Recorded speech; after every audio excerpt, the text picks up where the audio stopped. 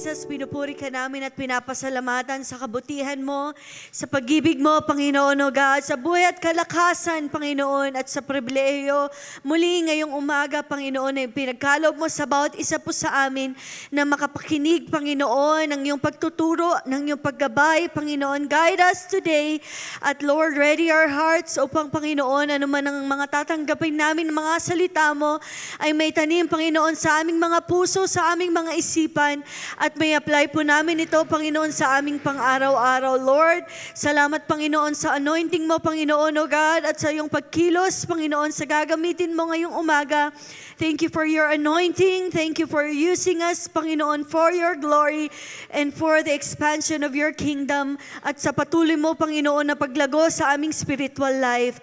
Lord, salamat, Panginoon, sa aming mga kasama na papunta pa lamang. Provide mo ang kanilang mga transportation, at ikaw, Panginoon, ang magligtas sa kanila, gawin mo silang safe, Panginoon, sa kanilang pagparito sa bahay-sambahan mo. Pinupuri ka namin at pinapasalamatan, Panginoon. Salamat po pali sa victory, Panginoon, na aming makakamtan sa araw na ito. We give you praise, we give you honor, in Jesus' name. Amen. Palakpakan po natin ang ating Panginoon. Amen. Hallelujah, hallelujah, hallelujah. Thank you, Jesus.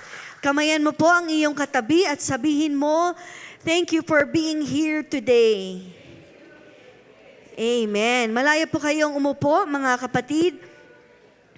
Hallelujah. Tunay nga po na napakabuti ng ating Panginoon, dahil kung wala po ang ating Panginoon, wala po tayo ngayong umaga. Amen. At nung last Sunday, napag-aralan po natin ang disiplina ng paghihintay. So wait here. Sabihin nyo nga po ulit, wait here. Okay, puntahan po natin sa next slide. So discipline of waiting po ang ating napapag-aralan at napapaalala po sa atin na kailangan tayo na magkaroon ng disiplina sa paghihintay. So the last time po, ang waiting is a discipline of trust. Okay, so next po natin sa third slide. Sa third slide po ay pag-aralan natin the last time ay waiting is a discipline of trust. Okay na po ba ang ating PowerPoint? Ayan. Okay, so the last time, sa una po na disiplina na ating napag-aralan, o kung maaalala nyo pa po, ay waiting is a discipline of trust. Sabihin nga po natin sa katabi natin, waiting is a discipline of trust. Ngayong week po ba, nasubok po ang sa ating trust, sa ating paghihintay? Nasubok po ba tayo? Na-test po ba tayo ulit? Ayan. So waiting is a discipline of trust. God is saying to us this morning, next slide po. Ayan, tayo natin. Next pa po. Ayan, ang tinuturo sa atin sa waiting, discipline of trust, anak, trust me even when you can't trace me. Ulitin ko po, sinasabi ng ating Panginoon sa atin, trust me even when you can't trace me. Kaya sa ating paghihintay, kapag nararamdaman natin na parang walang pagkilos ang ating Panginoon, pwede nating awitin yung awit na even so. Even so, you're not gonna leave me, you're not gonna forsake me. Might not be easy, but you won't let go. Sabi nga sa Isaiah 40:31, they that wait upon the Lord shall renew their strength. They shall mount up with wings as eagles. They shall run and not be weary. I see what you cannot see, sabi ng ating Panginoon. Nakikita ko ang iyong mga bagay na hindi mo nakikita, anak. So habang naghihintay ka, I am working. God is working while we are waiting. Every delays are part of my perfect plan for your life. Yan po ang sinasabi ng ating Panginoon in the discipline of trust. Next po. Waiting, the last time, waiting is a discipline of character formation. God is saying na dito sa disiplina na ito, next slide po, sabi doon, is, I am shaping your heart, anak, so that I will give you, what I will give you will not destroy you. Ano man ang ibibigay ko sa iyo, anak, Sabi ng ating Panginoon, it will not destroy you, but it will sustain you. Kaya tayo dumadaan sa ating paghihintay, sinishape ng ating Panginoon ang ating puso, ang ating character, ang ating pananaw, ang ating pagkatao, dahil pag dumating ang kasagutan sa ating mga dalangin o kanyang promise sa ating buhay, it will not destroy us, but sustain us.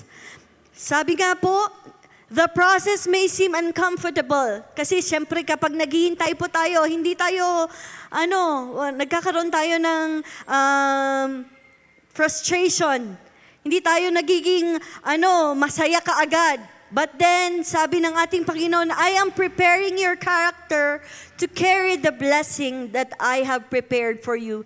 Baka nga naman yung pagpapala, mga kapatid, ay napakabigat, hindi ganun kadali.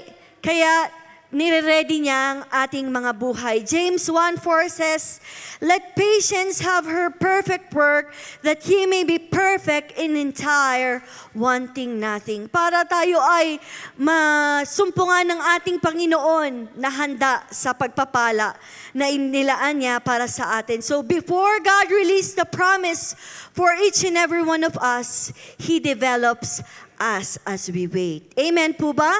Amen. So number 3, waiting is a discipline of obedience and alignment. Ayan.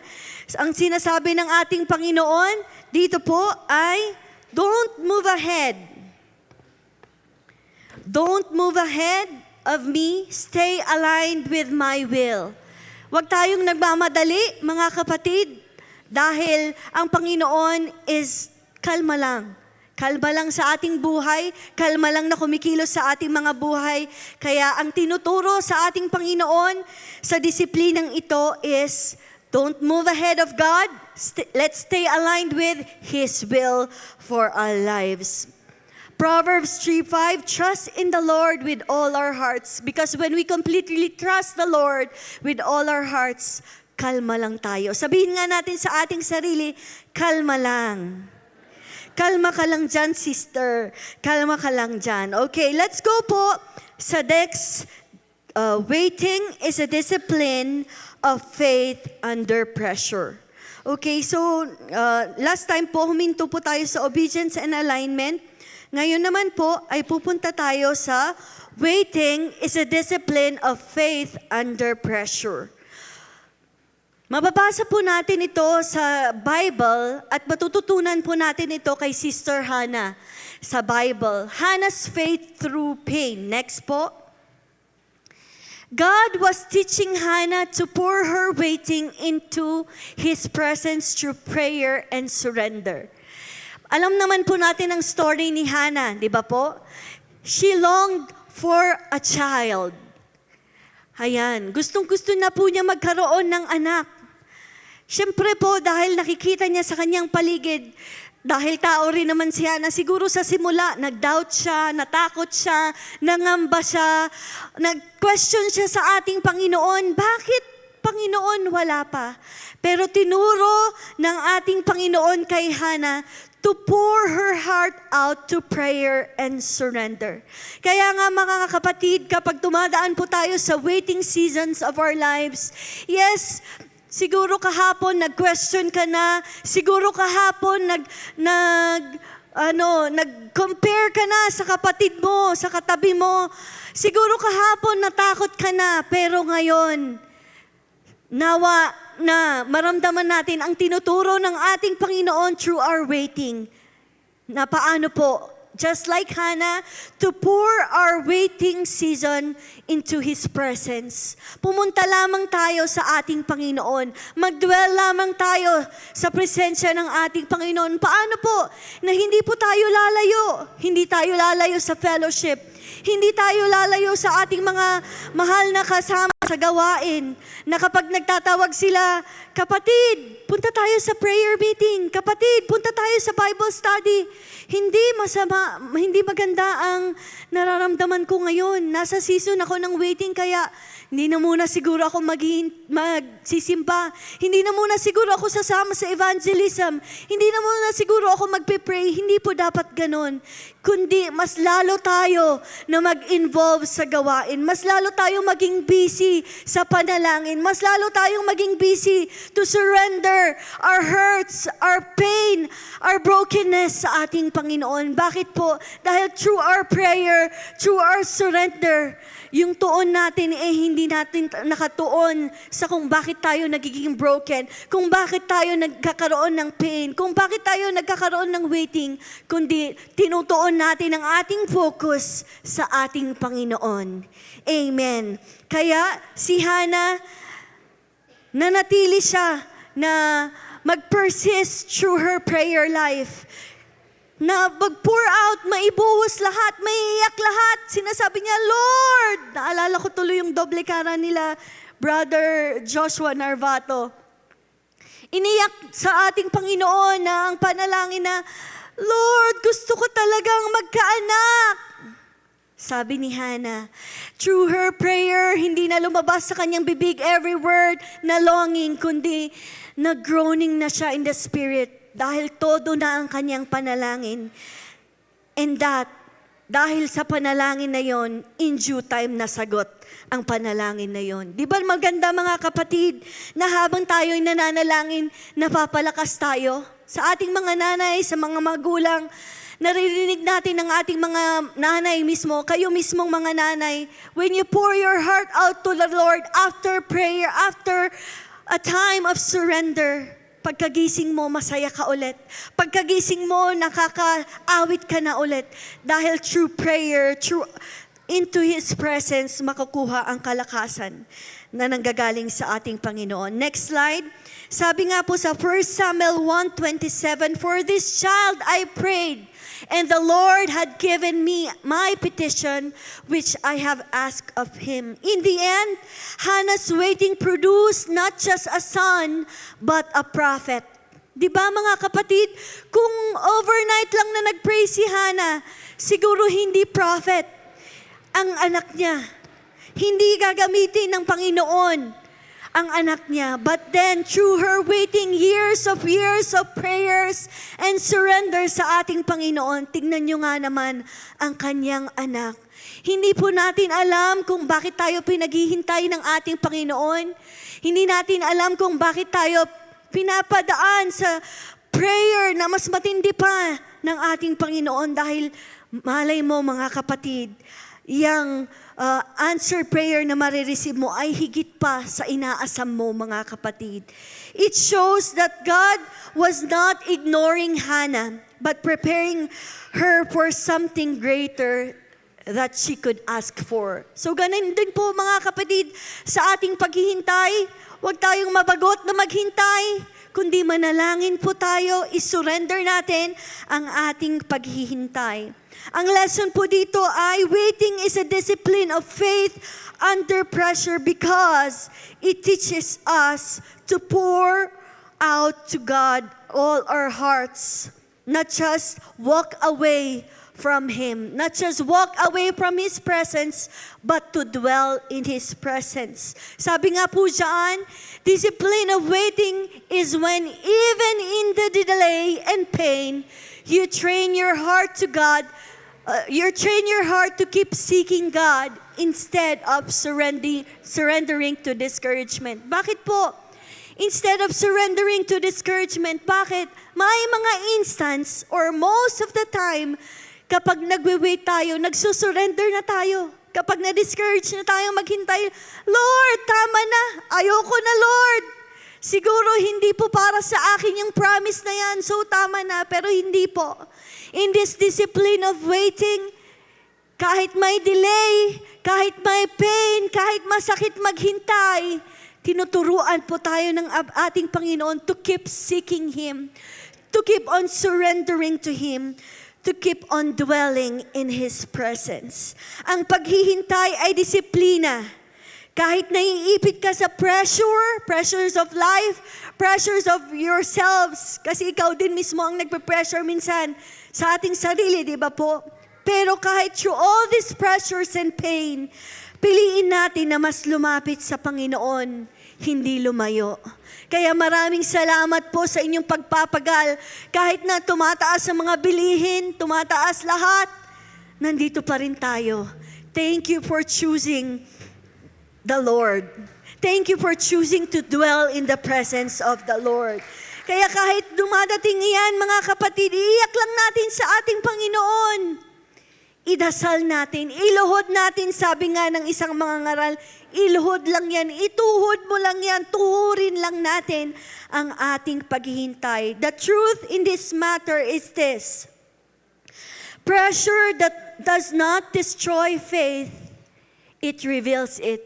Kaya kung may mga pressures tayo sa ating paghihintay, nire-reveal lang ng ating Panginoon kung ang ating pananampalataya ay napakababaw o napakalalim. Dahil kung napakalalim na ang pananampalataya, kahit may unos ng buhay, kahit may mga pressures of this life, hindi ka matitibag. Nawa ang ating pananampalataya sa ating paghihintay ay makita ng ating Panginoon na mas lalalim ang ating pananampalataya at ang ating relationship sa Kanya ay manatiling palalim ng palalim. Amen po ba? Amen. Let's go to the next one. Waiting is a discipline that leads to divine shift. Waiting is a discipline that leads to divine shift. Joseph's long season of delay suddenly turned into an unexpected change. Like Joseph, mga kapatid, whose long seasons of delay, alam natin ang story ni Joseph. Napakaganda, napaka-blessed ni Joseph. Madami siyang mga kapatid. Ayan, mahal siya ng kanyang mga magulang. And then dumaan siya sa season of waiting. Hindi lang season, kundi very long season of waiting. But suddenly turned into an unexpected change. Ano ba yon? From pit to Potiphar's house. Alam po natin yan. Joseph's life shows that waiting is not wasted. Dumaan siya sa mga season na akala natin na, wala nang pag-asa. Dumaan siya sa mga season na, Lord, bakit pinakita mo sa dream ko, pero bakit siya dumaan? Bakit ako dumaan sa, nahulog ako dito, sa pit na ito? Ayan. Tapos, dumaan na naman siya na uphill. Okay na naman yung season. Pero nung akala niya na okay na naman, nakulong naman siya sa prison. Alam natin yung story na yan. Next slide. It looked like Joseph's life was going downward. Kung titignan natin yung story, kung hindi pa siguro natin alam, nung mga bata tayo, hala, kawawa naman si Joseph. Palagi na lang siyang dumadaan sa pagsubok. Parang siguro pabulusok na ang buhay ni Joseph. It looked like Joseph's life was going downward, but God was actually positioning him upward. Ganon din po tayo sa ating mga buhay. Minsan nakakaramdam tayo na, Lord, puro na lang struggles ang buhay ko, puro na lang challenges ang buhay ko, pati na lang tong paghihintay ko, nagiging struggle na. Siguro, ganito na lang ata. Minsan ganun na lang tayo, di ba mga kapatid? Na siguro ganito na lang, tatanggapin na lang natin. But, mga kapatid, God is positioning your life upward. Kung nakakaramdam tayo ng feeling natin, pababa na ng pababa, pabagsak na ng pabagsak ang ekonomiya ng Pilipinas, but God is positioning Philippines upward.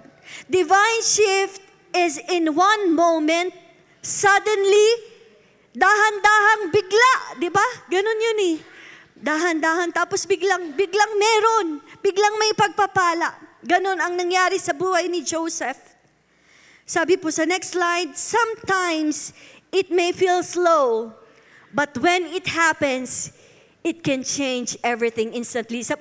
Basahin po nga po natin ng sabay-sabay. Ready, go. Sometimes it may feel slow, but when it happens, it can change everything instantly. Instant! Gusto mo ng instant, mga kapatid? Maghintay ka lang. Dahil when it happens, surprise! Andyan na. Suddenly, andyan na ang pagpapala ng ating Panginoon in an instance. So when it happens agad-agad na darating ang Panginoon. But there's something, bago yung agad-agad na yan, dapat ready ka. Dahil baka pag hindi ka ready, hindi ka naka-open hands, o nakatingala, natatanggap sa pagpapala na inilaan ng ating Panginoon at busy ka sa kalayawan ng mundo, baka mauntog ka na lang ulit at sayang yung pagpapala, hindi na natin marireceive. The truth in this discipline is this: God can shift your entire story in one moment. God can shift your entire story in one moment. Narinig natin yan sa ating mga kapatid sa church. In one moment, biglang humaba ang kanyang buhay. Bigla siyang na-restore ang kanyang buhay. Naakala natin on this side of her life na wala ng pag-asa. At kung titignan mo sa kanyang pangangatawan is payat na, siguro mamaya kukunin na siya ng Panginoon. Okay na i-offer na natin siya sa Panginoon. Pero in one moment, biglang nabigyan siya ng buhay. Mas mahaba na nga ang buhay na yan. Maririnig natin yung mga testimonies ng ating mga leaders, ng ating mga elders. In one moment, naalala ko tuloy si Dayan nung na-aksidente siya. Kung titignan mo, kung iisipin mo, doon sa kabila, bangin. Pero kung saan siya naipit, doon sa poste, hindi mo alam din kung paano, bakit siya naipit doon. Kung iisipin natin sa ating sariling pananaw, sa sariling kaisipan, siguro wala nang pag-asa. Pero in one moment, kinat siya ng ating Panginoon. And she is a living testimony now. Kaya in one moment of our lives, whatever story that you have in your life, akala natin sa ating mga anak o sa ating mga mahal sa buhay, sinasabi natin, wala nang pag-asa, hindi na siguro magsisimba. Pero keep on praying, keep on waiting because God can shift that entire story or His entire story, your child's story, in one moment. Kaya wag po tayong mawalan ng pag-asa, mga kapatid. Let's just keep on waiting on the Lord. Amen po ba? Amen. Palakpakan nga po natin ang ating Panginoon. So, tapos na po yung 5 na waiting is a discipline of trust. Waiting is a discipline of character formation. Waiting is a discipline of obedience and alignment. Waiting is a discipline of faith under pressure. This one po, waiting leads to a divine shift. So what is God doing in the waiting? Ano nga po ba ang ginagawa ng ating Panginoon habang tayo'y naghihintay? God is doing this to 5 things. Trust is strengthened. Pinapalakas niya ang ating pananampalataya, ang ating trust. Desires are purified, mga kapatid. Dahil baka yung desire natin is, ano ba nga ba yung motibo natin? Kung bakit natin yun pinagpe-pray. Di ba minsan, gusto ko Lord na maging top-notcher ako kasi wala pag naging top-notcher sa church. Para naman, di ba? Ganon minsan yung desire natin. Pero, pag sinabi natin sa ating Panginoon, Lord, not my will, but your will be done. Yung motive ko, tignan mo kung tama.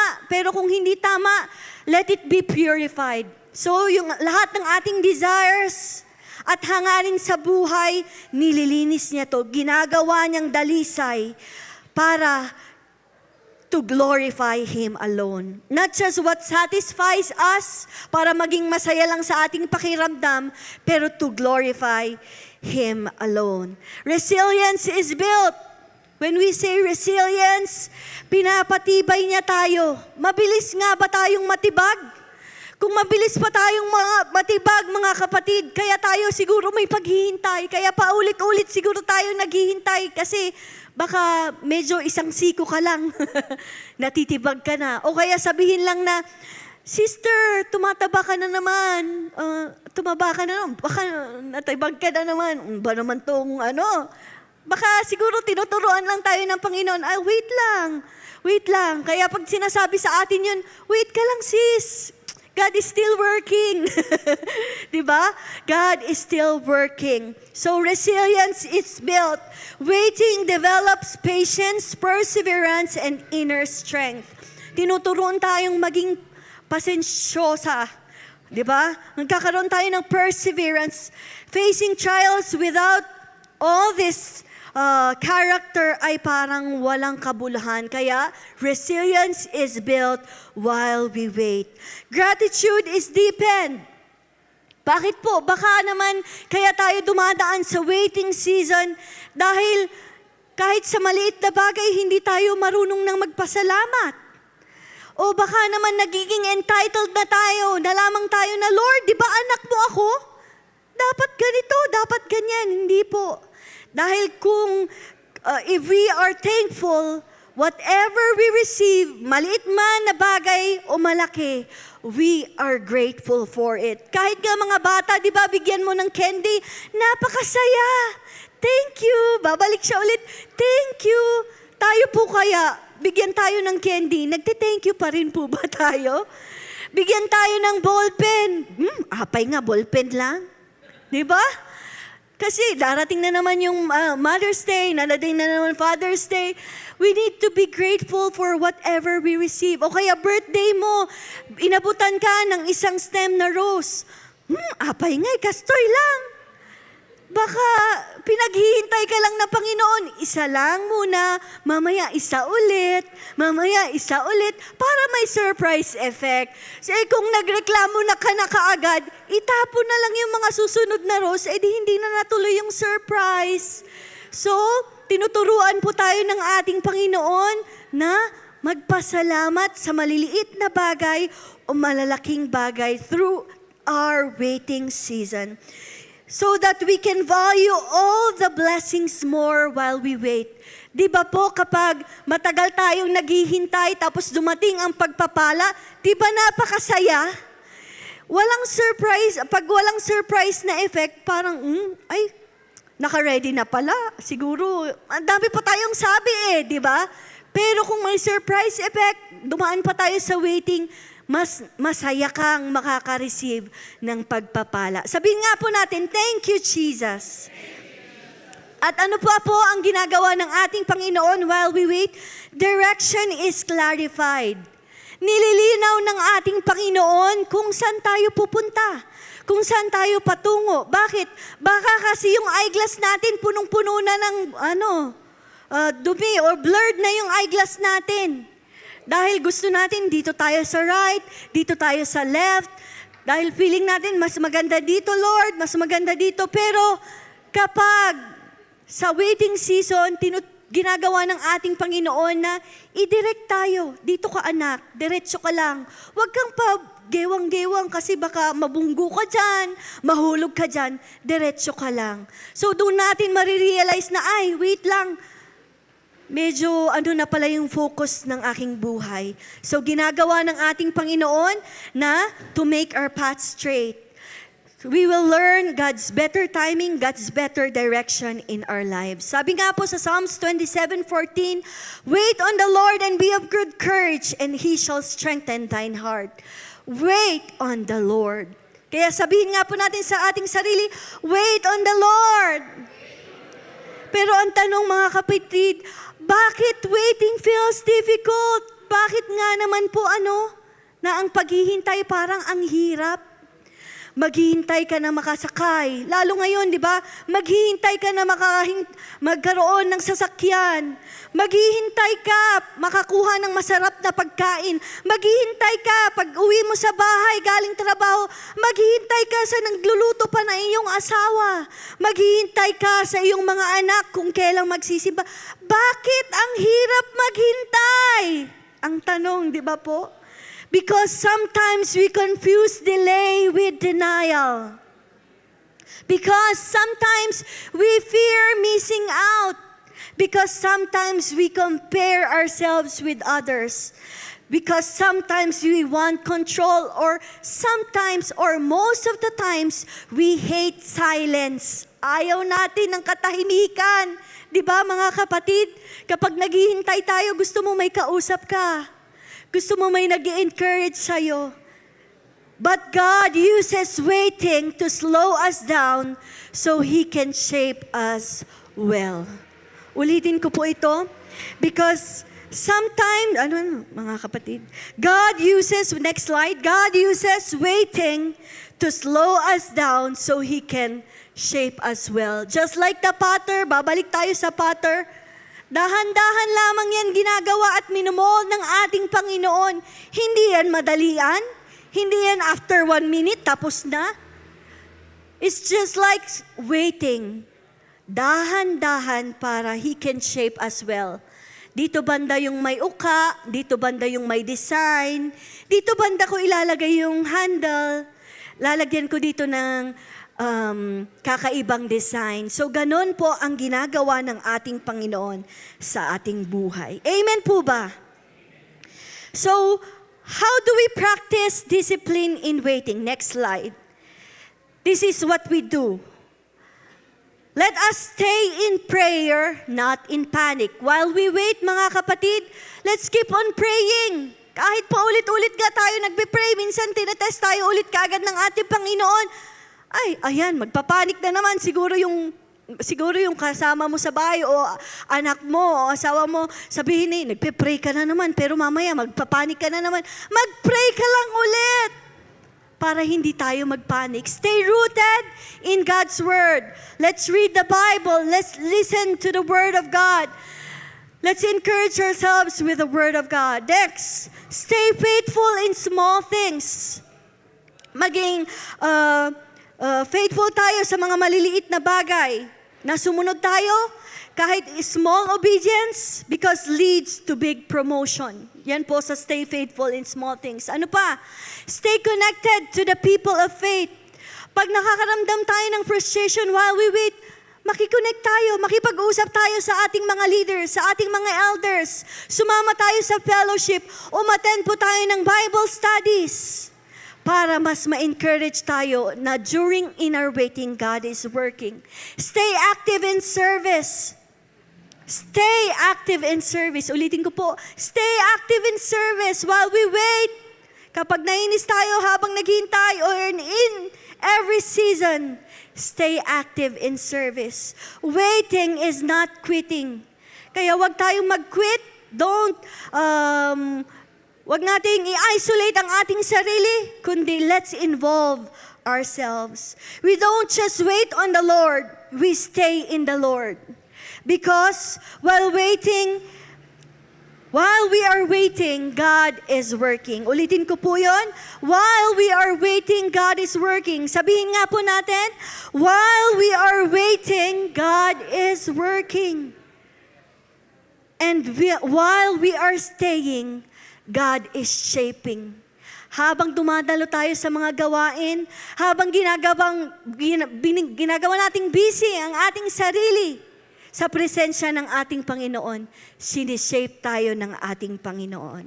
Palakpakan nga po natin ang ating Panginoon. Isaiah 40:31 says, "They that wait upon the Lord shall renew their strength."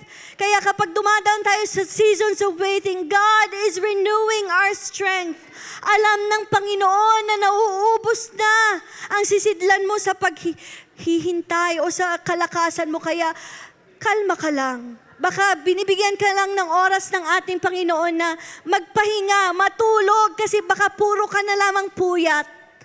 Baka binibigyan ka ng ating Panginoon na through seasons of waiting, magpalakas ka muna, anak.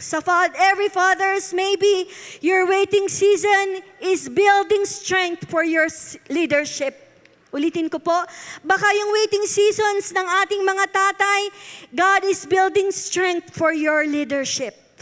Sa mga nanay, maybe in your waiting seasons, know that your prayers are not silenced. Keep on praying, mga nanay, because they are powerful before God. Don't stop praying, mga nanay. Youth, sa mga young people, maybe your waiting seasons or your delay, it is not a rejection coming from the Lord. It's a redirection. Sa may mga trabaho, mga kapatid, in your times of waiting or nakakaramdam po kayo ng waiting ngayon, God is preparing a better door. Not just a faster one, but it is a better door. Sa may mga ministry, seasons of waiting, sa lahat sa atin, dahil lahat may mga ministry, siguro habang naghihintay tayo, it's not a hidden season. It's not just only a waiting season, but mga kapatid, it's a holy training ground. Amen. Palakpakan nga po natin ang ating Panginoon. Amen. Habang tayo'y tumatayo, mga kapatid, let's go to the next slide. This is our final declaration. Sabay-sabay nga po natin itong basahin. Ready na po ba kayo? Tayo lang tayo. And then when you're ready, bago tayo natin basahin, stretch nga natin ang ating mga kamay. Shake, shake, shake. Ayan. So, ready na po ba? This is our final declaration. Dahan-dahan po natin itong babasahin na my conviction and with you helping yourself to believe and to declare and to decree this statement. Okay, ready? Go. I declare that my waiting is not a setback, but a divine season of preparation. I will trust God's timing even when I don't understand. I choose to remain faithful, patient, and obedient, knowing He is shaping my character and strengthening my faith. I will not be discouraged by the pressure or by the uncertainty because God is working behind the scene. Next po. Amen. Hallelujah. Sige, palakpakan natin. Ituloy natin, mga kapatid. Ready, go. My waiting will produce growth, clarity, and alignment with His will. I will continue to pray, serve, stand firm, believing that in His perfect time, my divine shift will come. Thank you, Jesus, for this season of waiting in my life. Sige, mga kapatid. Hallelujah. Why don't we praise the Lord today? Hallelujah. Come on, come on. Tulungan mo ang iyong sarili. Hallelujah. Hallelujah. Hallelujah. Samahan niyo po akong nakatayo sa tamang panahon ng Diyos. Darating ang kanyang sagot at pagbabago, mga kapatid. Kaya maghintay ka lamang. Maghintay lamang tayo ng may pananampalataya. Lakas ng loob at buong pagtitiwala sa ating Panginoon. Amen. Hallelujah. Come on, come on. Hallelujah, hallelujah. Sabihin mo nga po, thank you, Jesus. Isigaw mo, mga kapatid, thank you, Jesus. Hallelujah, hallelujah. So mga kapatid, may we stay in trust even when there are no clear answers from the Lord. May we stay faithful even when there are no visible results. May we stay in God's presence even when the heaven feels silent. Sabihin mo nga sa iyong sarili, wait here. Sabihin mo ang iyong pangalan, sabihin mo, wait here. Hannah, wait here. Ulitin mo ulit, Hannah, wait here. Do not run ahead of God, mga kapatid. Do not walk away from the process. Keep on waiting. Do not give up in the waiting. Because what we cannot see yet, hindi mo pa nararamdaman ngayon, God is already shaping behind the scene. So stand firm, mga kapatid. Magpatuloy tayo, mga kapatid. Let's stay faithful. Let's stay surrendered because in due time, in His right timing, God will surely show up. Palakpakan po natin ang ating Panginoon. Hallelujah! Sige, mga kapatid. Hallelujah! Thank you, God, for this season of waiting. Thank you, God, sa iyong pagtuturo, Panginoon. Pinapalakas mo kami. Pinapatibay mo kami, Panginoon. Pinapalalim mo ang aming pananampalataya habang kami naghihintay, Panginoon, para hindi po kami malunod sa mga pagpapala, para hindi mo po kami malunod sa mga promises o sa answered prayers na iyong bibigay sa aming buhay. Lord, as we pray today, Lord, maraming salamat, Panginoon, sa kabutihan mo, sa iyong mga salita mo, Panginoon, na impart sa aming mga buhay, sa aming mga isipan. Lord, plant it in our hearts na kapag hindi man kami naghihintay ngayon, pero pag dumating kami sa season of waiting, ipaalala mo sa amin na kailangan namin to. Kailangan namin to, Panginoon. Kailangan lang namin manatili sa aming prayer life. Manatiling i-surrender namin ito sa iyo dahil, Lord, you are working. You are working in our lives. You are working in every season of our lives.